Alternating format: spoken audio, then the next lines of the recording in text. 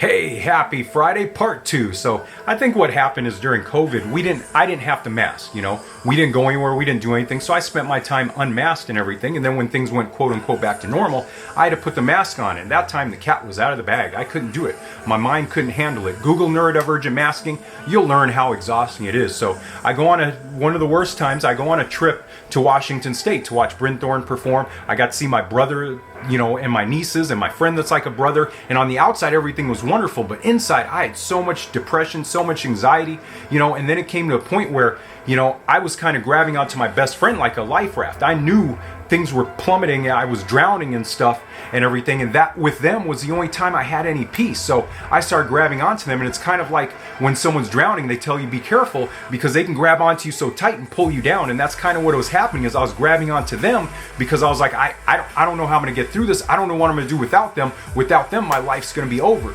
I couldn't take a break from any of this stuff. I had to keep functioning. I had to keep working, keep taking care of my responsibilities. My ex-wife, who's also neurodivergent, she, had breakdown stuff, but she was able to go to hospitals. Even after, our relationship ended, she was able to go to a facility and stuff. That's how she learned she was neurodivergent and stuff. I didn't have that opportunity. I had to keep going and going and going. So I started having breakdowns, meltdowns. To my friend who comes from an abusive background, to them it seemed like emotional manipulation. To them it seemed like a negative thing. They started attributing negative intent to everything I was doing when I was trying to survive. I was grabbing onto them to survive. So the relationship suffered. I had a major meltdown. I became suicidal. I was on the phone with them, suicidal. Every negative thing that you could think of was going through my head about myself. I was just in such a low spot and everything. And if you Google neurodivergent meltdowns, you'll see that's kind of what happens. We repeat the worst stuff that we normally wouldn't think or believe. We say it, we go crazy negatively. So that relationship ended and stuff. I didn't know what to do. And then, pretty much the day after that, I was like, I got to figure out what's going on. And that started my journey to learning I was neurodivergent. So that happened July of 2022.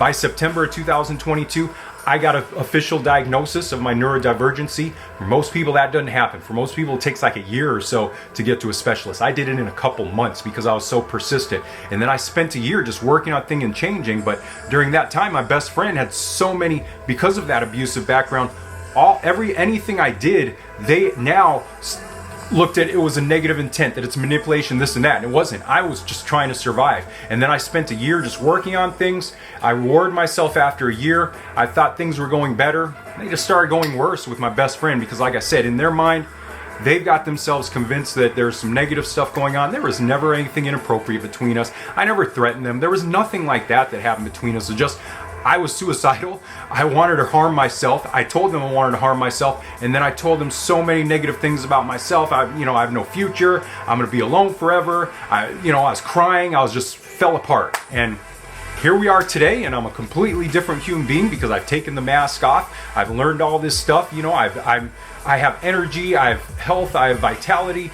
I have all of that stuff now. I'm in such a better place, but they still see that and kind of won't let that go. And that's kind of what I'm dealing with and going now. So that's my path to growth, through growth, and to today. So have an awesome Friday. Have an awesome weekend. You're an awesome, amazing human being, and I love you so much. Peace out and bye.